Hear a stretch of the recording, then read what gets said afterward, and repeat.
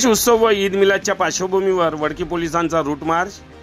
गणेश उत्सव व ईद मिलादच्या पार्श्वभूमीवर कायदा व सुव्यवस्था अबाधित राहावी यासाठी वडकी पोलीस स्टेशनच्या वतीने आज मंगळवार दिनांक 26 ऑगस्ट रोजी 5 वाजता वडकी गावातून पथसंचलन करण्यात आले।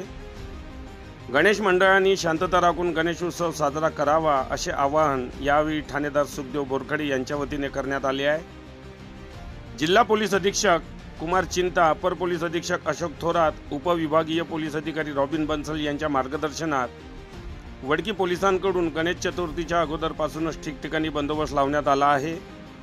त्याचाच एक भाग म्हणून वडकी गावातील मुख्य रस्त्यावर पोलिसांनी पथसंचलन करून वडकी बसस्थानक, मोठा उड्डाणपूल व गावातील प्रमुख मार्गावरील रूट मार्चने मार्गक्रमण केले व सण उत्सवाच्या काळात कुठलाही अनुचित प्रकार घडू नये, शांतता अबाधित राहावी, सर्व धर्मीयांनी एकोप्याने सण साजरे करावे त्यासाठी पोलीस यंत्रणा सज्ज असल्याचा संदेश या निमित्ताने देण्यात आला।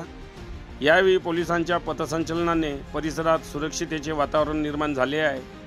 या रूट मार्चमध्ये वडकी पोलीस स्टेशनचे ठाणेदार सुखदेव बोरखडे, PSI कुडमते यांच्यासह पोलीस अंमलदार व सर्व होमगार्ड सहभागी झाले होते।